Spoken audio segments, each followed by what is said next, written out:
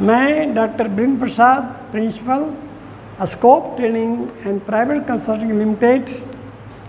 आज मैं classroom session में स्ट्रेस साइकिल के बारे में बताने जा रहा हूँ। स्ट्रेस साइकिल मतलब ऋतु चक्र, हिंदी में कहेंगे इसको ऋतु चक्र।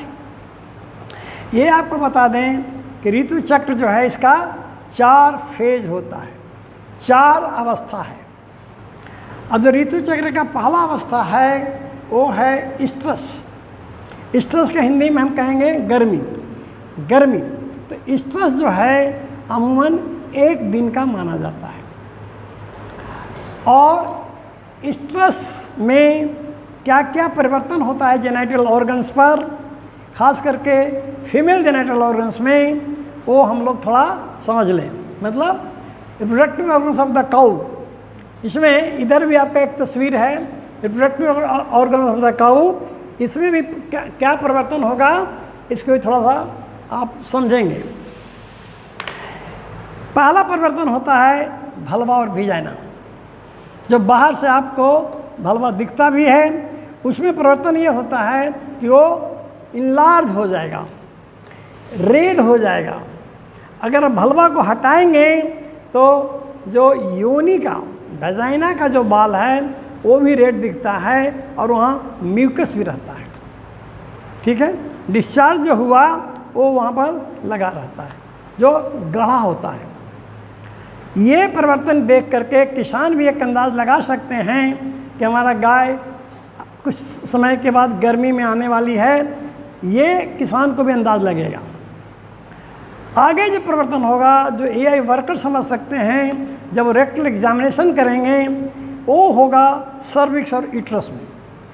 सर्विक्स और यूट्रस में क्या परिवर्तन होगा कि आप देखिए, वो सिक्रीशन और अधिक हो जाएगा, इसलिए वो जो गाढ़ा था वो फिर थोड़ा पतला हो जाएगा और उसके बाद क्लियर हो जाएगा। क्लियर मीन्स ट्रांसपेरेंट रहेगा, शीशे के जैसा होगा। उसमें कोई दाग, धब्बा, ब्लड का छींटा, पीला, ऐसा कोई कुछ भी नहीं होगा अगर सही सिक्रीशन, सही डिस्चार्ज हो रहा है तो ये शीशे के जैसा ट्रांसपेरेंट होगा, है ना।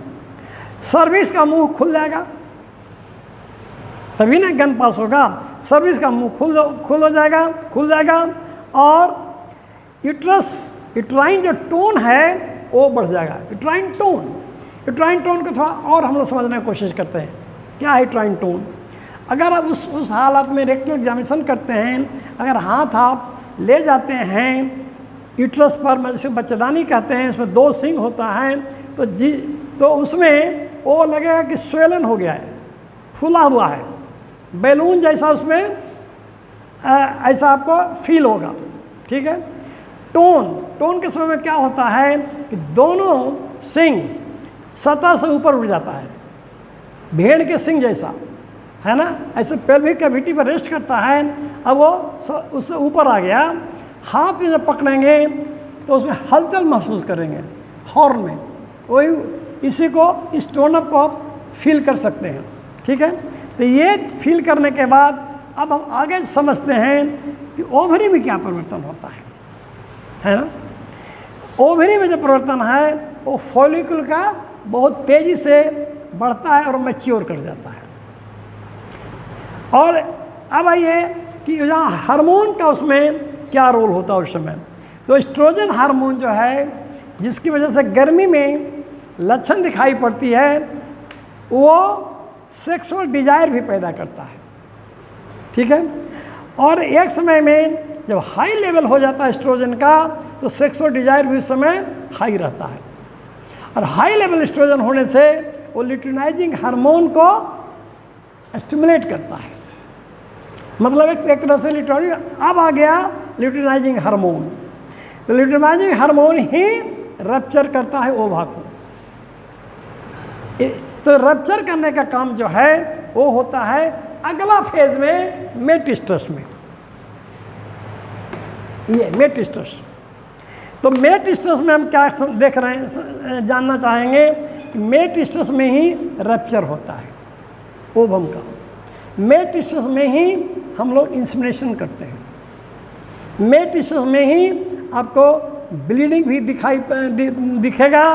वो हीफर में करीब 90% हीफर में ब्लड आता है, गाय के केस में 50% में। ये सब मेट टिश्यूज में होता है। इसके बाद आइए कि मेट टिश्यूज में ओवरी पर क्या परिवर्तन होता है ओवरी में। तो ओवरी में जो है 12 घंटा के बाद, गर्मी के 12 घंटा के बाद वो ओवम रप्चर करता है। जब ओवम रप्चर करता है तो वहाँ पर कॉर्पस लूटियम का फॉर्मेशन होता है, Cl है ना। कॉर्पस लूटियम का फॉर्मेशन होगा ओवरी पर, और उसके बाद 3 से 4 दिन के बाद वहाँ से प्रोजेस्टेरोन सिक्रीट होने लगता है। अब है कि जब ल्यूटिनाइजिंग हार्मोन पे पीक पर पहुँचा, तब उसके बाद उसी वो ल्यूटिनाइजिंग हार्मोन पीक पर गर्मी के 12 घंटे के बाद ही पहुंचता है, जिसको स्टैंडिंग हीट कहते हैं, तब ना रप्चर करेगा।